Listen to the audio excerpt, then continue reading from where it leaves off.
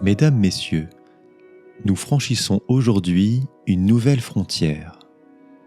Si le premier mouvement de notre fresque nous a permis de comprendre comment habiter notre demeure intérieure, ce second mouvement va vous apprendre à y travailler. Nous quittons les palais de marbre de la mémoire pour entrer dans la forge, car la solitude apprivoisée possède une face cachée, plus rude, plus exigeante, mais infiniment plus vibrante, celle de la puissance. Nous allons convoquer, pour ouvrir ce bal, le philosophe du marteau, celui qui a fait de la solitude sa seule patrie et son seul air respirable. Bien entendu, je parle de Friedrich Nietzsche.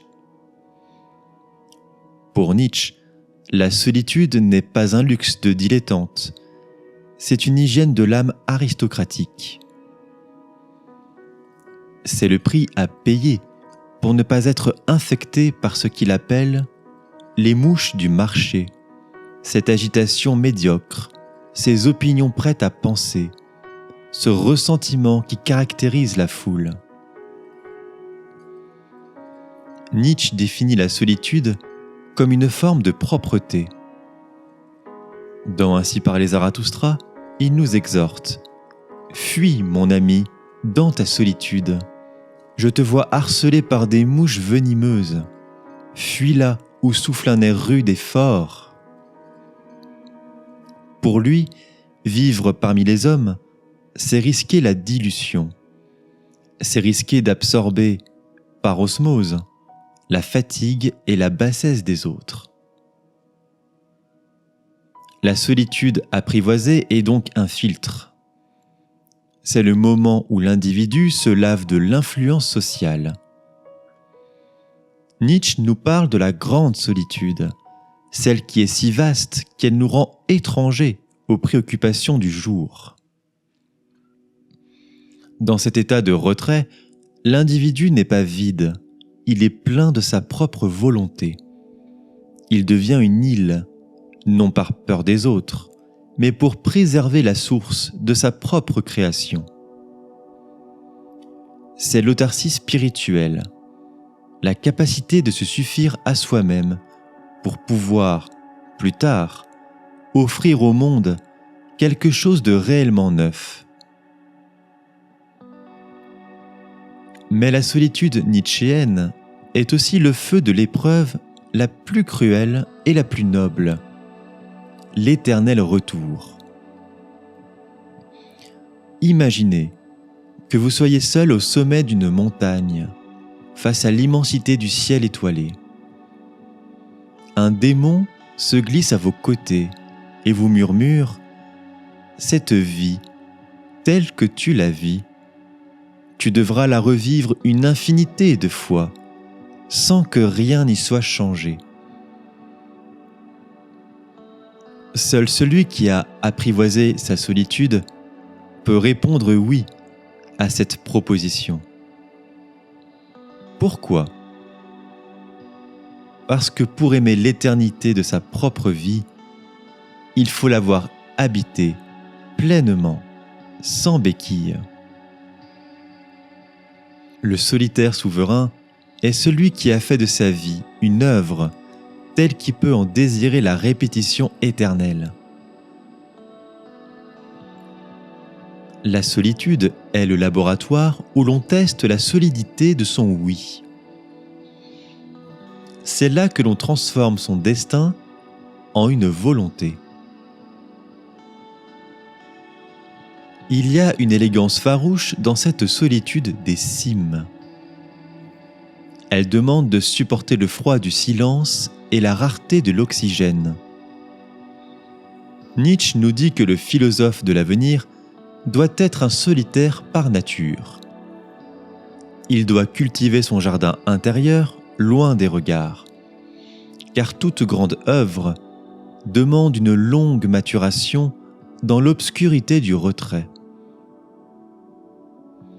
Apprivoiser sa solitude selon Nietzsche, c'est donc cesser d'être un réacteur, c'est-à-dire celui qui réagit aux autres, pour devenir un acteur, celui qui agit par soi-même.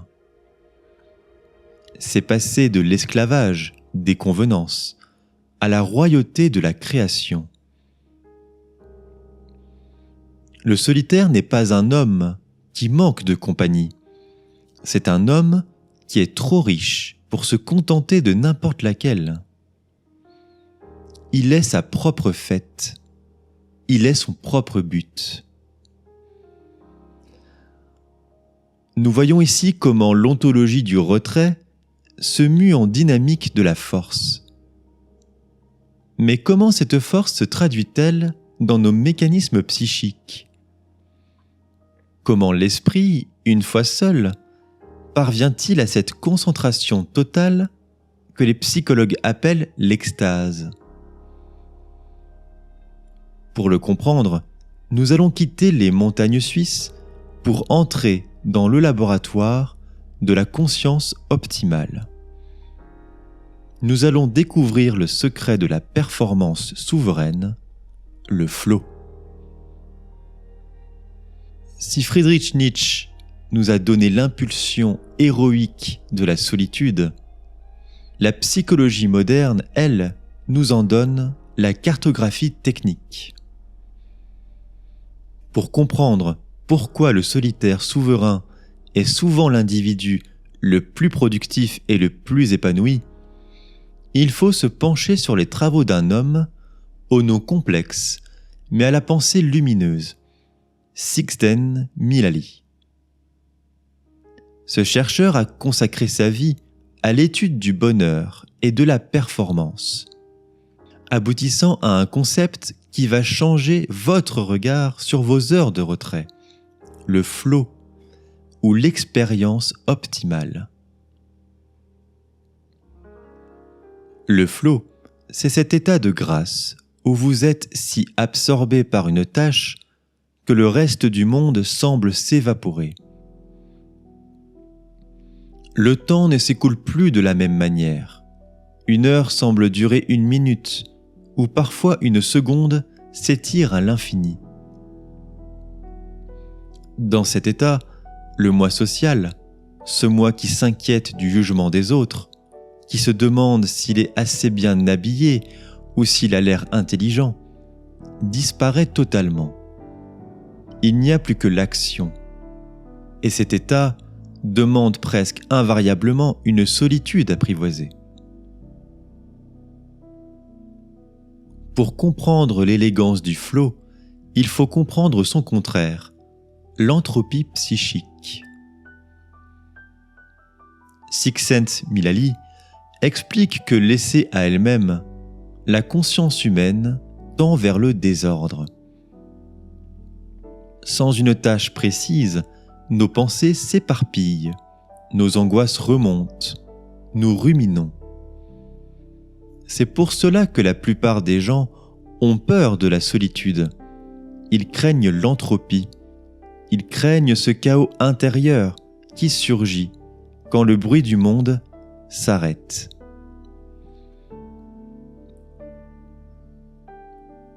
Mais l'individu qui a apprivoisé sa solitude possède ce qu'on appelle une personnalité autotélique. Je le rappelle, du grec autos, soi-même, et télos, le but. Un tel individu n'a pas besoin de stimuli extérieurs. Je pense à la télévision, aux réseaux sociaux, aux conversations futiles, pour structurer son esprit. Il est capable de générer son propre ordre. La solitude devient alors le laboratoire où il installe les conditions du flow, un défi élevé qui rencontre des compétences élevées. Voici le paradoxe le plus fascinant.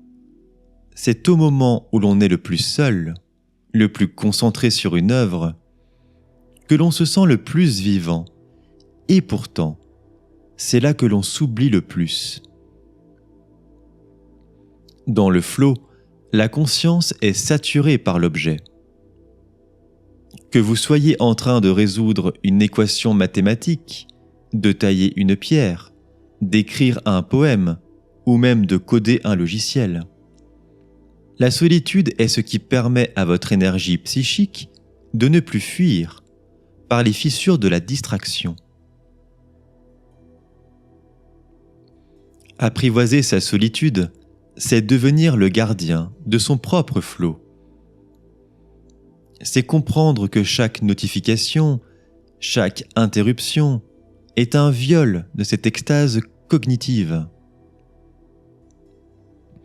Le solitaire souverain traite son attention comme un capital sacré. Il sait que la véritable liberté n'est pas de pouvoir tout faire, mais de pouvoir s'immerger totalement dans une seule chose. C'est une discipline de faire, camouflée dans une joie fluide. Le flow nous apprend que la solitude apprivoisée est une compétence.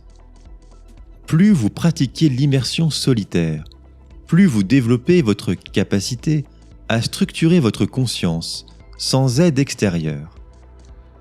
Les personnes accomplies sont celles qui ont transformé la solitude en une ressource énergétique. Pour elles, être seul n'est pas un manque. C'est une opportunité de monter en puissance. Nous voyons donc se dessiner une nouvelle strate de notre archipel. La solitude n'est plus seulement une citadelle pour se protéger. Elle est une enclume pour forger. En maîtrisant le flot, le solitaire devient un créateur de sens. Mais cette création ne peut se limiter à la technique. Elle doit être habitée par une vision, par une sensibilité qui touche au sacré. Pour comprendre comment cette puissance du flot se transforme en une poétique de l'existence, nous allons quitter le laboratoire de psychologie pour les lettres d'un poète qui a fait du retrait une religion de la beauté. Nous allons à la rencontre de Rainer Maria Rilke. Préparez-vous à découvrir comment la solitude devient le berceau de l'ange. Pour comprendre la véritable noblesse du retrait, il faut se pencher sur la correspondance d'un homme qui a vécu la solitude non comme un isolement, mais comme une patrie. Rainer Maria Rilke, dans ses célèbres lettres à un jeune poète, ne se contente pas de donner des conseils d'écriture. Il livre le manuel de survie de l'âme sensible. Pour Rilke, la solitude est une substance, une vaste solitude intérieure qu'il faut chérir, même quand elle pèse, même quand elle fait peur. Rilke nous enseigne que tout ce qui est grand demande du temps, et que ce temps ne peut se trouver que dans l'ombre du retrait. Il utilise souvent l'image de la gestation. Tout est gestation, dit-il, puis mise au monde. Laissez s'accomplir chaque impression, chaque germe de sentiment dans l'obscurité, dans l'inexprimable, dans l'inconscient, que l'intelligence ne peut atteindre. Ici, la solitude apprivoisée n'est pas une action, c'est une disponibilité. C'est le refus de l'immédiateté. Dans un monde de réactions instantanées, Rilke nous propose l'élégance de la lenteur. Apprivoiser sa solitude, c'est accepter d'être comme l'arbre qui ne presse pas sa sève et qui reste confiant dans les tempêtes du printemps, sans craindre que l'été ne vienne pas.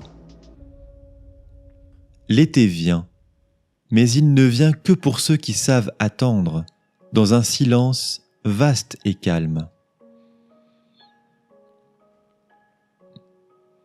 Dans ses élégies de Juno, Rilke évoque la figure de l'ange, une entité qui représente la perfection terrible de la beauté. Pour pouvoir ne serait-ce que supporter l'éclat de la création, l'artiste doit s'être solidifié dans la solitude. Rilke nous dit que nous sommes seuls, irrémédiablement seuls. Vouloir fuir cette solitude dans les bras d'un autre ou dans le bruit de la fête est une illusion qui ne fait que rendre le réveil plus douloureux. Le chic rilkéen, c'est de regarder cette solitude en face et de l'aimer. Votre solitude, nous dit-il, sera pour vous une patrie, un foyer, même au milieu de circonstances très étrangères. Et c'est de là que vous trouverez tous vos chemins. En substance, la solitude n'est plus un mur, elle devient un pont vers l'essence des choses. En étant seul, on finit par ne plus voir les objets comme des outils, mais par entendre leur chant. C'est ce que Rilke appelle la transformation. Transformer le monde visible en invisible au fond de soi. Rilke travaillait sa solitude comme un artisan travaille le cuir ou l'or.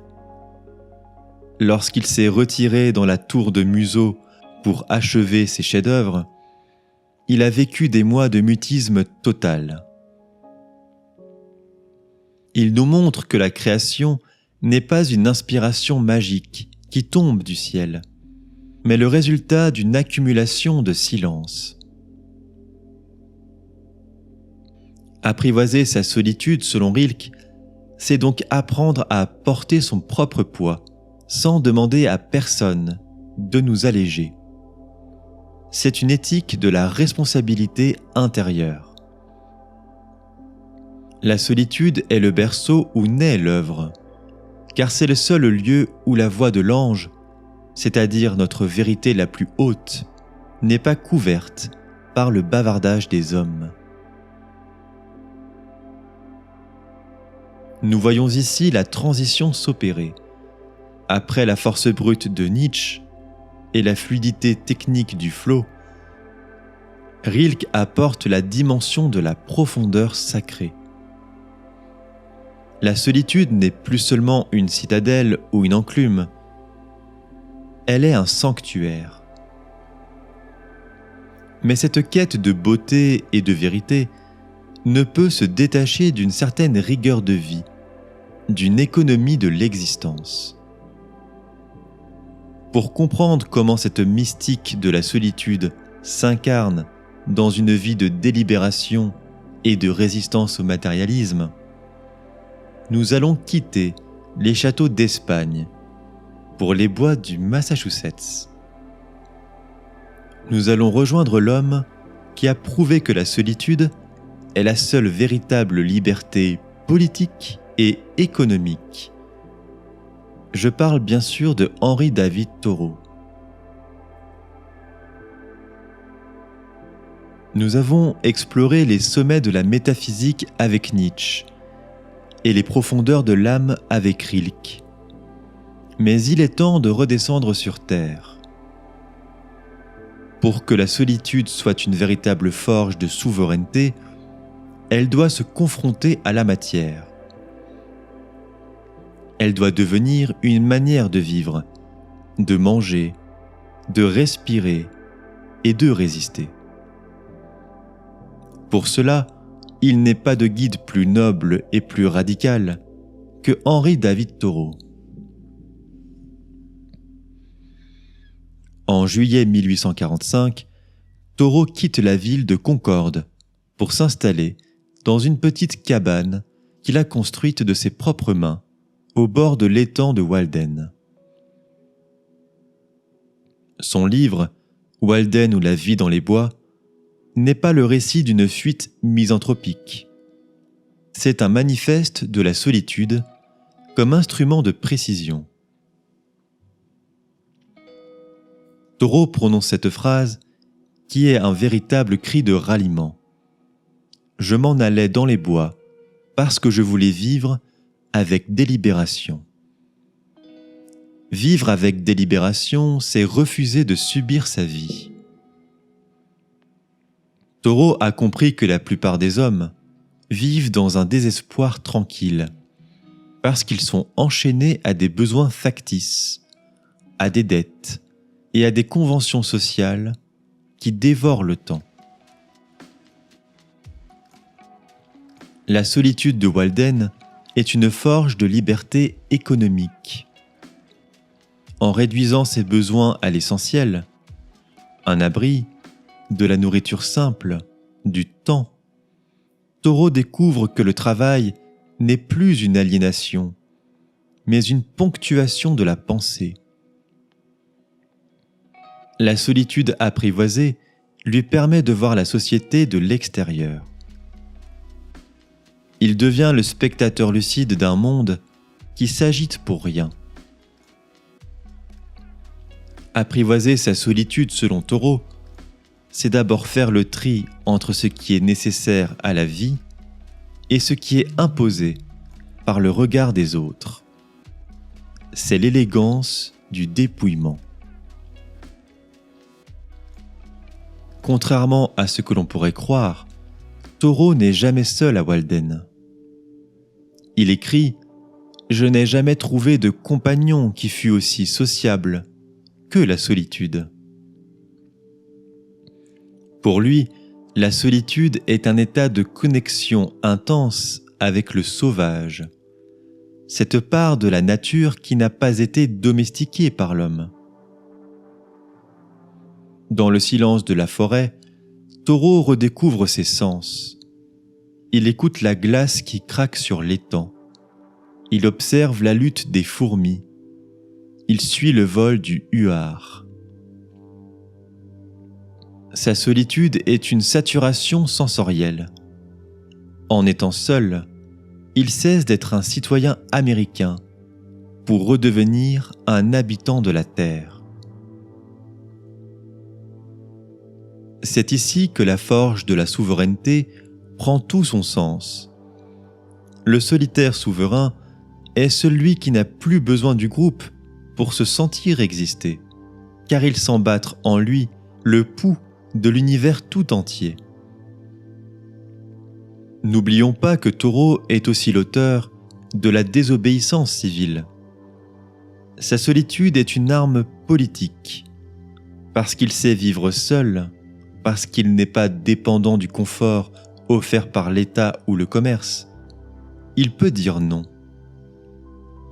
Il préfère aller en prison plutôt que de payer un impôt qui finance une guerre injuste ou l'esclavage. La solitude apprivoisée est donc la condition de la résistance. Celui qui ne sait pas être seul est un otage. Il a peur de perdre son confort, ses amis, son statut. Le solitaire souverain, lui, possède sa propre demeure intérieure. On peut l'enfermer, on peut le dépouiller, il reste libre. La forge de Thoreau produit des hommes debout.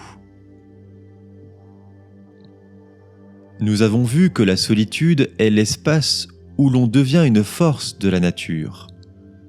Mais cette force, pour ne pas devenir brutale ou stérile, doit être tempérée par une dimension de soin et de justice. Pour conclure ce mouvement, nous allons quitter les bois un instant pour une pensée plus rigoureuse et plus mystique encore. Nous allons à la rencontre d'une femme qui a fait de la solitude l'instrument ultime de l'attention à l'autre. Nous allons bien clore cette forge avec Simone Weil. S'il est une figure qui incarne la solitude comme une exigence absolue de vérité, c'est bien Simone Weil. Pour cette philosophe, ouvrière et mystique, la solitude n'est pas une retraite confortable, c'est une mise à nu. Elle nous fait passer de la souveraineté du moi avec Nietzsche à une forme de décréation. C'est le stade ultime de la forge, celui où l'enclume elle-même disparaît pour ne laisser place qu'à la lumière. Le concept central chez Weil, celui qui donne tout son sens à nos heures de silence, est l'attention. Mais attention, au sens wellien du terme, ce n'est pas une concentration musculaire, un effort de la volonté pour réussir un examen. C'est tout le contraire. C'est une attente. Elle écrit « L'attention consiste à suspendre sa pensée, à la laisser disponible, vide et pénétrable à l'objet. » Apprivoiser sa solitude, selon Simone Weil, c'est apprendre à faire le vide en soi. Pourquoi ? Parce que tant que nous sommes pleins de nous-mêmes, de nos désirs, de nos préjugés, de notre besoin d'exister, nous sommes incapables de voir le monde ou de voir l'autre. Nous ne voyons que des projections de notre propre ego. La solitude est le processus de nettoyage par lequel nous expulsons ce moi encombrant pour devenir une fenêtre ouverte sur le réel. Ici, la solitude apprivoisée devient un acte de justice. Weil nous dit que le plus grand malheur de l'homme est d'être prisonnier de son propre point de vue. En étant seul et en cultivant le silence radical, nous opérons une décentration. Nous cessons d'être le sens du monde. C'est là que la forge de la souveraineté atteint son paradoxe magnifique. On ne devient vraiment souverain de soi-même que lorsqu'on n'est plus l'esclave de son propre moi. La solitude n'est plus un isolement, c'est une hospitalité universelle. Voici la leçon finale de ce mouvement. Seul celui qui sait être seul sait réellement aimer. Pourquoi, me direz-vous ? Parce que celui qui ne sait pas être seul utilise l'autre comme un remède à son ennui ou une béquille pour son angoisse. Il ne voit pas l'autre, il consomme l'autre. À l'inverse, le solitaire souverain, celui qui a traversé le désert de Simone Weil, peut enfin dire à l'autre « Je n'ai pas besoin de toi, et c'est pour cela que je peux t'accueillir tel que tu es. » L'attention pure, nourrie par des heures de solitude délibérée, est ce qui nous permet de répondre à la question fondamentale de l'éthique : quel est ton tourment ? Pour entendre cette question, il faut avoir fait taire son propre vacarme intérieur. Nous voici au terme de la création de la forge, notre forge.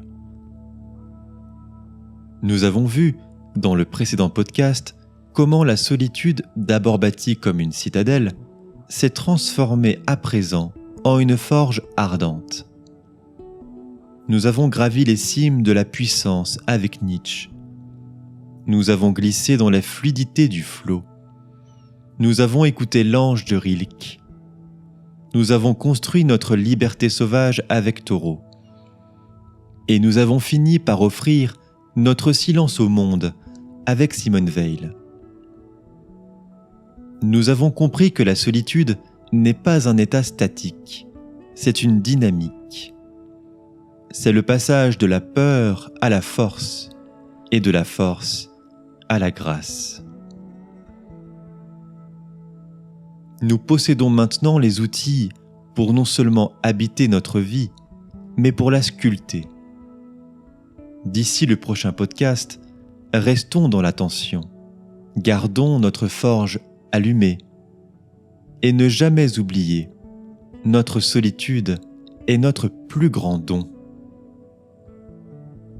Sur ce, je vous souhaite un bon visionnage et une bonne écoute. À très bientôt.